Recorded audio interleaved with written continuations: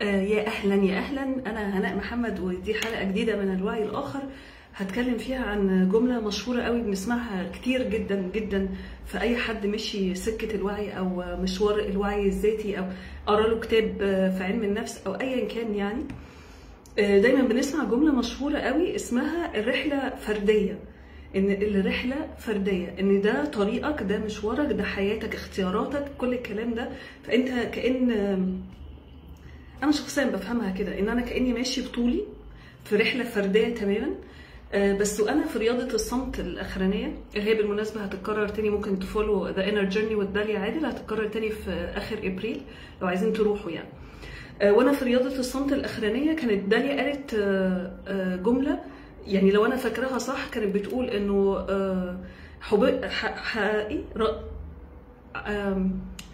حببت ان اعرف فخلقت الخلق، انه ربنا خلق الخلق عشان الناس تعرفه.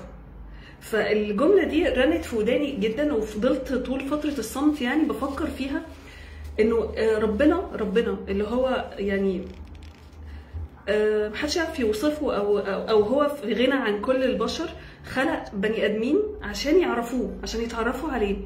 فخبطت فيها فكره الحاجه لوجود اخر، انه يبقى في بني ادم تاني قدامي يعرفني، يعني يتعرف عليا ويعرفني.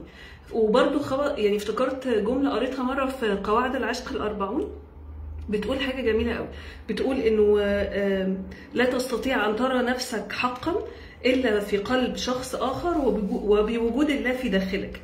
فكلهم سمعوا جوايا ان مفيش حاجه اسمها رحله فرديه، لانه انا دايما مقتنعه ان لو انا قاعده في بيتنا في عزله وقاعده مع نفسي، فمن اسهل حاجه تحصل في الدنيا ان انا يخيل الي ان انا جميله وخطيره ولذيذه وما حصلتش، وان انا بفكر صح، وان قيمي هي القيم المثلى، وان انا اقعد احط سيناريوهات واقول ان لو حصل كذا وكذا وكذا فانا هتصرف بالطريقه الفلانيه.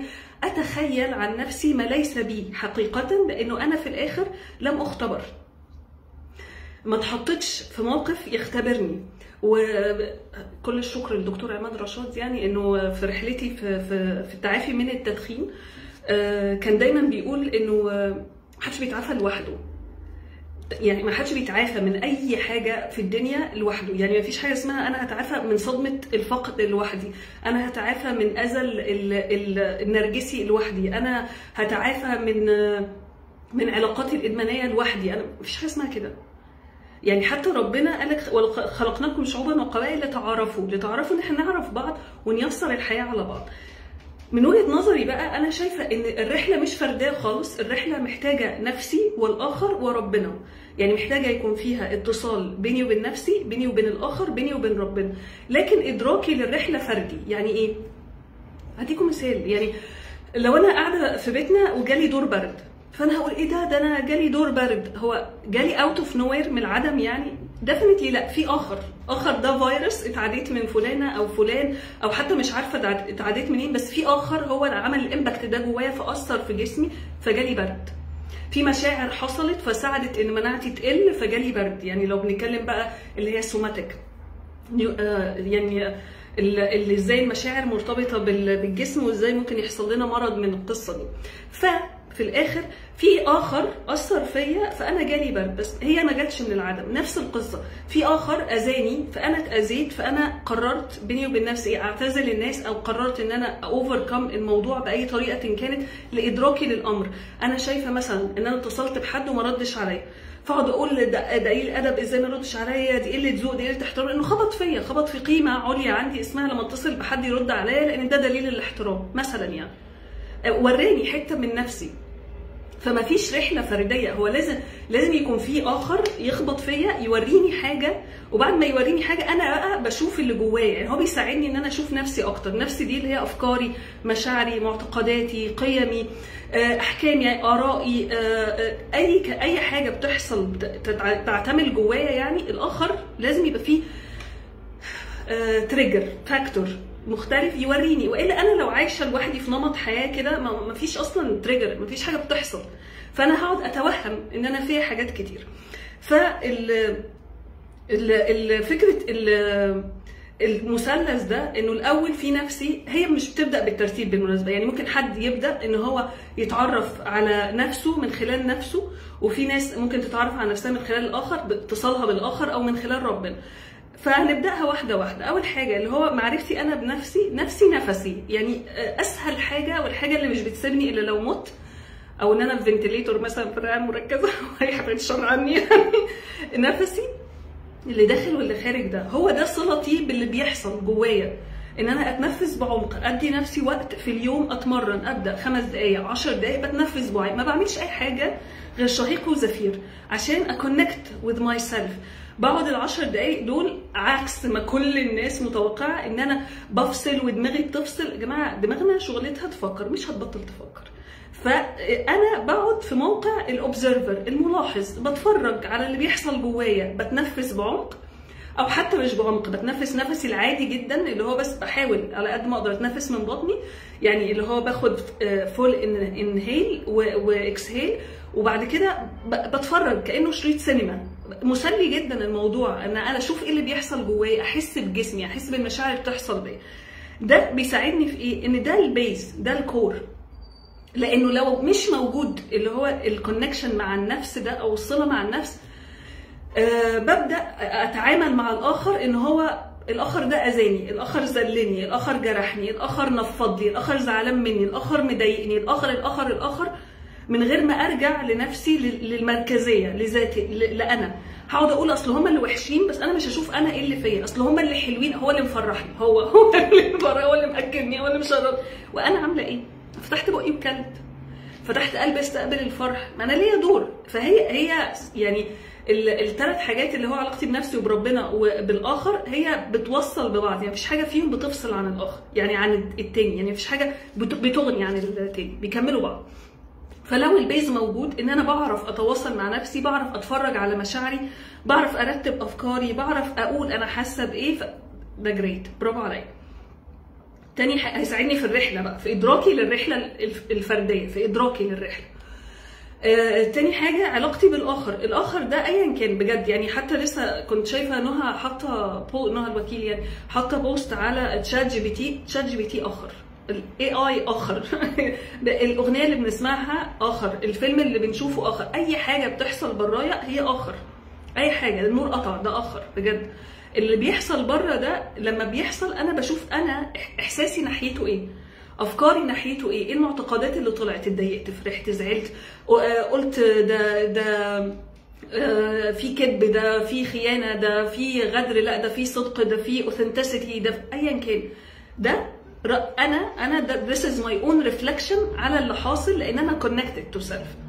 اوكي، بصوا يعني مش لازم نبداها علاقتي بنفسي، هي كلهم بيوصلوا ببعض، بس مهم اكون مايندد بان الاخر ده ما هو الا مرايه ليا.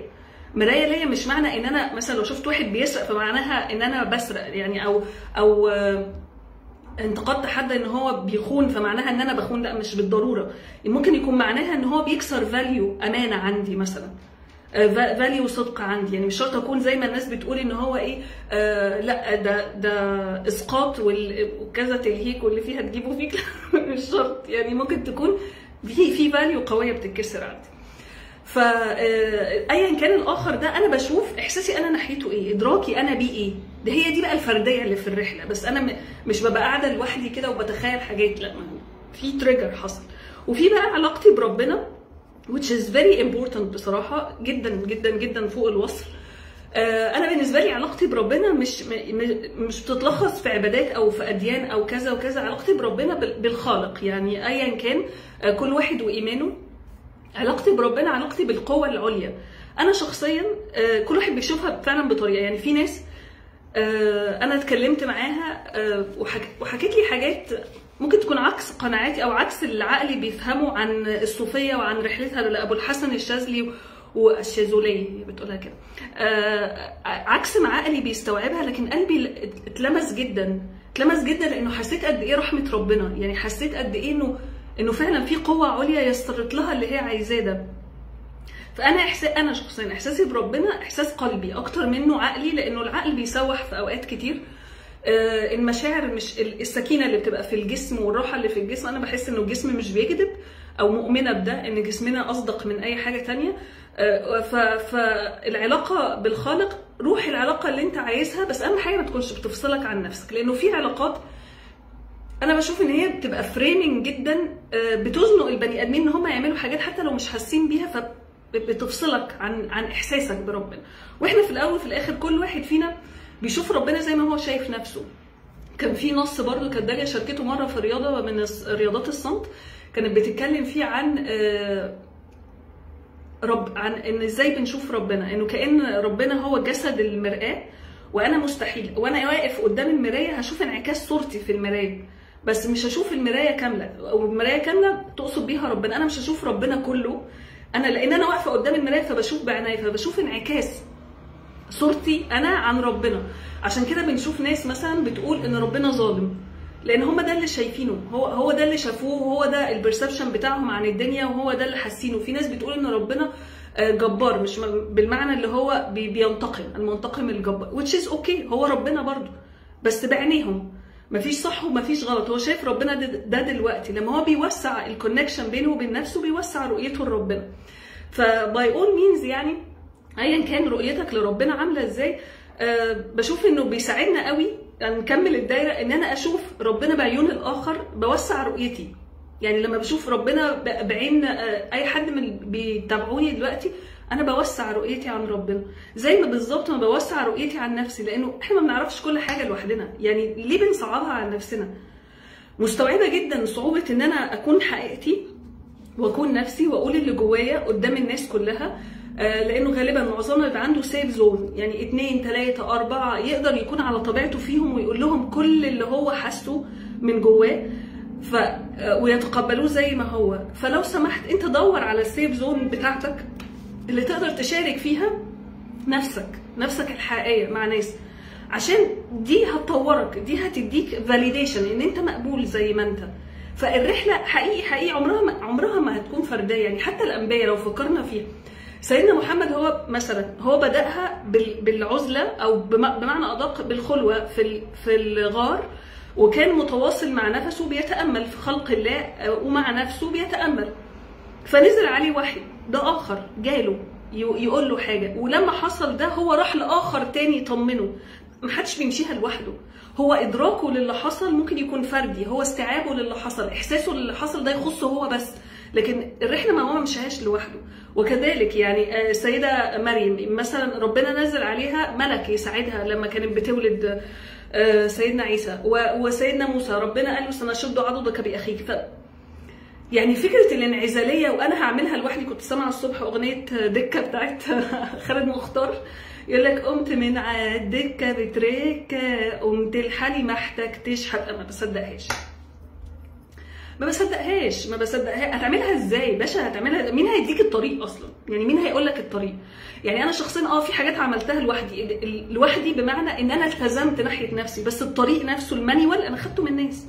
يعني فكره النفس اللي انا بقوله لكم ده، انه هو التامل بتاع التنفس، اول مره عرفته كان من ميسره.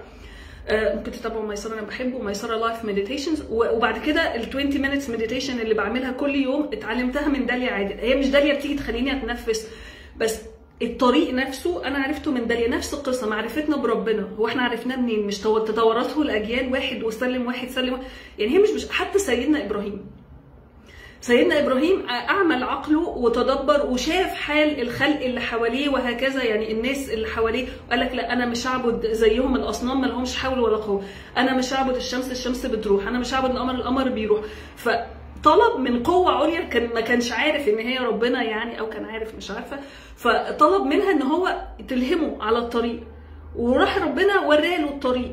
فدايما في اخر يساعدني، مش انا في بذرة جوايا ان انا متواصلة مع نفسي، برافو عليا جدا، بس حتى لو انا متواصلة مع نفسي بس وما بحاولش احتك باللي حواليا، هيفضل نموي ناقص. يعني هيفضل فيا حتة مبتورة، مش هتكمل. انا ده وجهه نظري الشخصيه جدا، ان انا محتاجه اطبق افعل اللي انا عرفته عن نفسي من خلال احتكاكي بالاخرين. فخلاصه القول، انا شايفه ان الرحله مش فرديه، ادراكي ليها هو اللي فردي، بس هي الرحله عمرها ما هتكون فرديه خالص يعني انا قاعده بس شربت جوافه، انا اعرف منين شربت جوافه دلوقتي؟ انا كنت هعرف منين انا بحبها ولا بكرهها غير لما احتك بالاخر الاقي الجوافه مثلا يعني. فاهمين القصه؟ كل حاجه بتحصل حوالينا هي اخر، وانا ادراكي ليها هو اللي شخصي. هطلب منكم از يوجوال لايك وشير وكومنت وقولوا لي رايكم في اللي انا بقوله ايه، لان انا مؤمنه جدا بفكره انه مفيش تعافي فردي. حتى انا لما عملتها لوحدي انا استعنت باصدقاء والحمد لله على النعمه، وبطلب منكم اللي ما عندوش صديق يعني، حتى most of my clients الكلاينتس اللي بيجوا لي as a life coach، لان انا لايف كوتش يعني بعمل individual sessions وكده، معظمهم انا من التاسكات اللي بحطها وبصر ان هم يطبقوها ان هم يخلقوا لنفسهم كوميونتي، يخلقوا لنفسهم 2 3 4 يعرفوا يتكلموا ياخدوا ويدوا معاهم فيها. لان هو انا مش عايزه علاقه اعتماديه، انا عايزاه يكون في اخر في حياته يعرف يكون مرتاح معاه، يعرف يكون نفسه معاه، يعرف يكون على طبيعته معاه، لان هو ده اللي بيخلينا نقف على رجلنا. واحنا لوحدنا اوقات كتير قوي دماغنا بتسحلنا، واوقات كتير قوي بنفتكر ان دي نهايه الدنيا، بس هي عمرها ما كانت نهايه الدنيا. عمرها ما كانت نهايه الدنيا. نهايه الدنيا ان انا قفلت على نفسي وافتكرت ان انا اللي عارفاه بس هو الصح، افتكرت ان انا اللي عارفاه ده هو كل حاجه. دي مش حقيقه، احنا علمنا محدود. لما بنبقى collective consciousness ونعرف حاجات كلنا عارفينها ونساعد بعض فيها، ده بيساعدنا والله ان احنا كبشر نتطور، ان احنا نطور رحلتنا. كنت معاكم هناء محمد، وهذا كان الوعي الاخر، واترككم في امان الله. واللي مش هيعمل لايك وهو عاجبه الكلام يا رب ربنا يهديه بس باي.